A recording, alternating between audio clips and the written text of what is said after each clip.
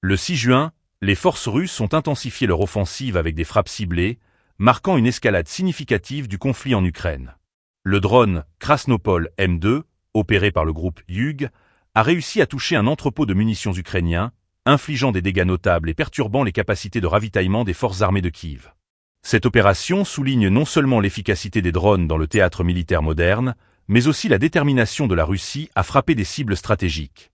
Parallèlement, l'opérateur du drone Dnepr a mené une attaque audacieuse près de Kherson, où un bateau transportant des militants ukrainiens a été détruit. Cet événement illustre la vulnérabilité des forces ukrainiennes sur les voies navigables, un aspect souvent négligé dans l'analyse des opérations militaires. La destruction de ce bateau pourrait avoir des implications sur la logistique et le moral des troupes ukrainiennes, déjà éprouvées par des mois de conflit. Dans une autre action, le drone FPV de KVN a frappé un pont miné près de Seversk, ciblant une infrastructure cruciale.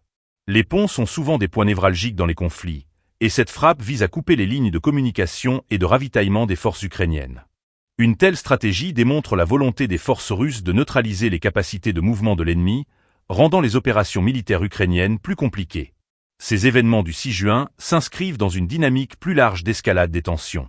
Les analystes militaires soulignent que ces frappes de précision pourraient avoir des répercussions significatives sur le moral des troupes ukrainiennes et sur la perception de la guerre par la population.